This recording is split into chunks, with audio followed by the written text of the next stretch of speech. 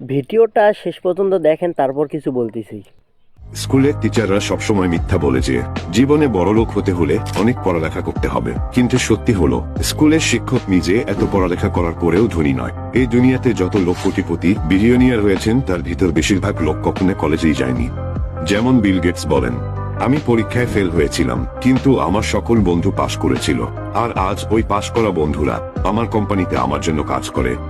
মনে রাখবেন, স্কুল কলেজের পরীক্ষার কাগজ কখনো নির্ধারণ করবে না যে আপনি জীবনে কতটা সফল হবেন। ভালো করে খেয়াল করলে আপনি দেখবেন যে যারা স্কুলে প্রথম আসতো তাদের ভিতর বেশিরভাগই কোনো না কোনো কোম্পানিতে চাকরি বা গোলামি করতেছে, আর যারা খারাপ রেজাল্ট করত তারা অনেকেই আজ ব্যবসা করে কোটিপতি। তো এখন আপনি এটা ভাবা ছেড়ে দেন যে আমি পড়ালেখায় দুর্বল তাই আমি জীবনে কিছু করতে পারবো না। আর মেয়েদের নাচানাচি দেখার চেয়ে আমাকে ফলো করো বন্ধু, জীবনে অনেক এগিয়ে নিয়ে যাব। আসলেই সত্যি, পড়ালেখা করে কিছু